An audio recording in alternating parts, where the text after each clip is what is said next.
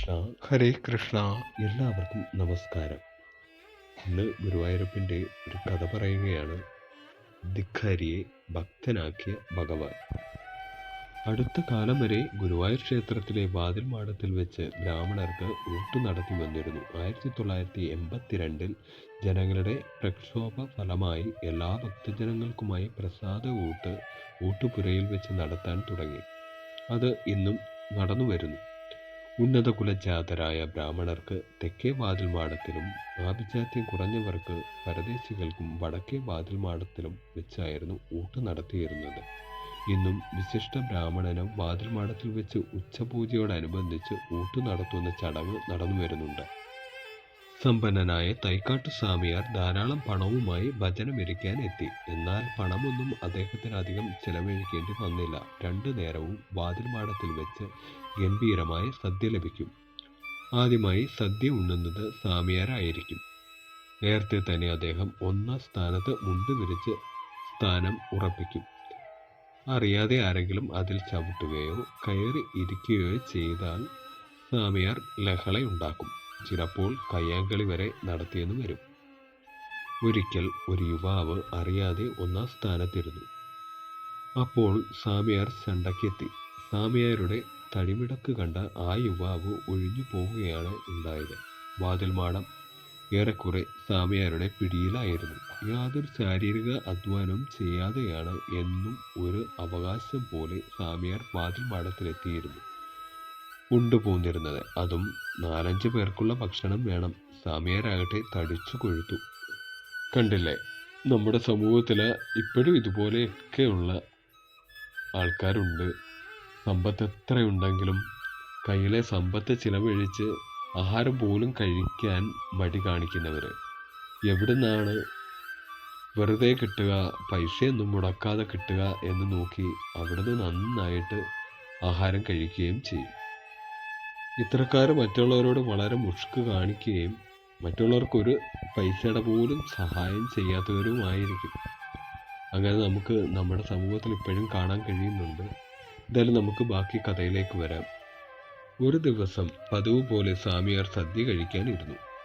2 ഉരുളയെ കഴിക്കാൻ കഴിഞ്ഞുള്ളൂ. അപ്പോഴേക്കും എക്കിട്ടം വരുവാൻ തുടങ്ങി. കുറേ വെള്ളം കുടിച്ചു നോക്കി, എന്നിട്ടും ഒരു ശമനവുമില്ല.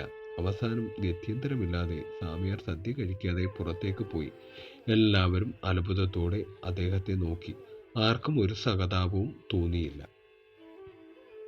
അതാണ്, ഇത്തരക്കാരോട് ആർക്കും ഒരു സഹതാപം തോന്നില്ല. കാരണം ഇവര് അതുപോലുള്ള പ്രവൃത്തികളാണ് ചെയ്യുന്നത്. ആർക്കും ഇഷ്ടപ്പെടുന്ന പ്രവൃത്തികളല്ല ഇവരുടെ ഭാഗത്തുനിന്ന് ഉണ്ടാകുന്നത്. അതുകൊണ്ട് അവർക്ക് എന്തെങ്കിലും പറ്റിക്കഴിഞ്ഞാലും പെട്ടെന്നൊന്നും ആർക്കും ഒരു സഹതാപമൊന്നും തോന്നുകയില്ല. ഇതൊക്കെ നമ്മുടെ ജീവിതത്തിലും നമ്മളും നമ്മളെക്കുറിച്ചൊക്കെ ചിന്തിക്കേണ്ട ഒരു കാര്യമാണ്.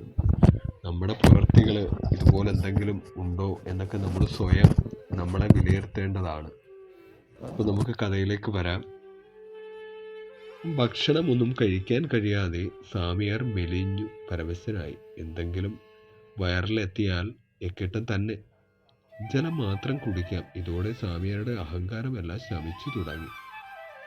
ഭഗവത് സ്തോത്രങ്ങളും പാരായണവും നാമജപവും മറ്റുമായി ഭഗവത് സന്നിധിയിൽ തന്നെ കഴിഞ്ഞു.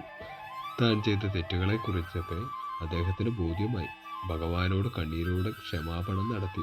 ഒരു ദിവസം സദ്യ ഉണ്ടിട്ട് മരിച്ചാലും തരക്കേടില്ല എന്ന് വരെ പ്രാർത്ഥിച്ചു. സ്വാമിയാർ മറ്റ് ബ്രാഹ്മണരുടെ കൂട്ടത്തിൽ സദ്യയ്ക്ക് വിളമ്പാനും ഭക്ഷണം പാകം ചെയ്യുന്നതിനും സഹായിക്കാനും എല്ലാം തുടങ്ങി. ഇതോടെ അദ്ദേഹത്തിന് കുറച്ചൊക്കെ ഭക്ഷണം കഴിക്കാം എന്ന നിലയിൽ വന്നു.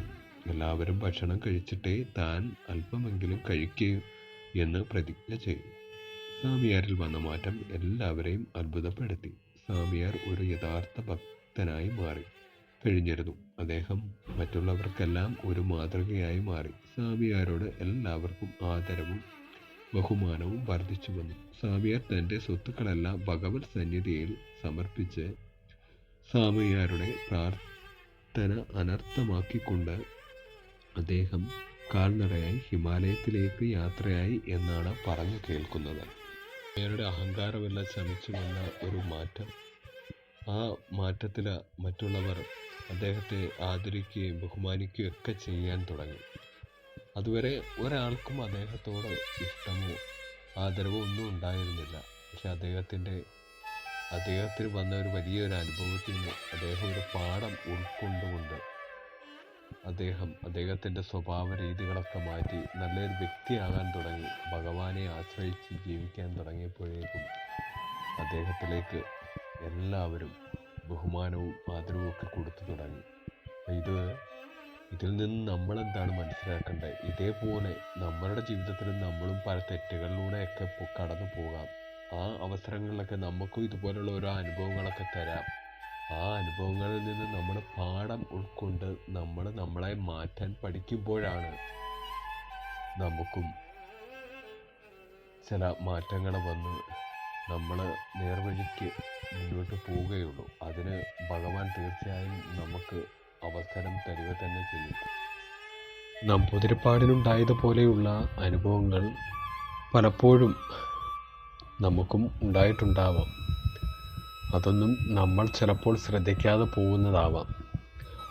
നമുക്കുണ്ടാകുന്ന ചില പ്രശ്നങ്ങൾ അല്ലെങ്കിൽ വിഷമങ്ങൾ, അതിൻ്റെ കാരണം അന്വേഷിച്ച് പോകുമ്പോൾ ഒരുപക്ഷെ നമ്മൾ അറിഞ്ഞോ അറിയാതെയോ ചെയ്ത തെറ്റിൻ്റെ ഫലമായിരിക്കാം.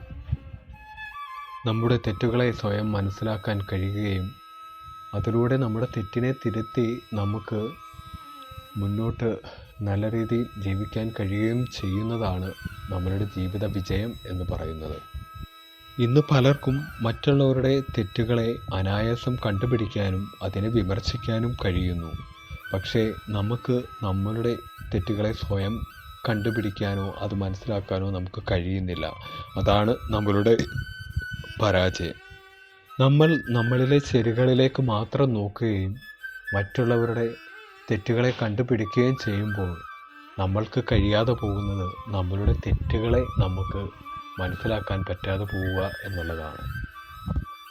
അതുകൊണ്ട് തന്നെ നമ്മൾ സ്വയം നമ്മളെ തന്നെ വിലയിരുത്തിക്കൊണ്ടേയിരിക്കണം. നമ്മളുടെ പ്രവൃത്തികൾ, നമ്മളുടെ വാക്കുകൾ എല്ലാം എപ്പോഴും നമ്മൾ ശ്രദ്ധിക്കുക. അങ്ങനെയായാൽ തീർച്ചയായും നമ്മളുടെ ജീവിതത്തിൽ സമാധാനം ലഭിക്കുക തന്നെ ചെയ്യും. അതുപോലെ തന്നെ ഈ വീഡിയോ എല്ലാവർക്കും ഇഷ്ടമായെങ്കിൽ, ഇത് ആർക്കെങ്കിലുമൊക്കെ ഉപകാരപ്പെടുമെങ്കിൽ മറ്റുള്ളവർക്ക് ഷെയർ ചെയ്ത് കൊടുക്കുക. അതുപോലെ തന്നെ കുട്ടികളെയൊക്കെ കേൾപ്പിക്കുക.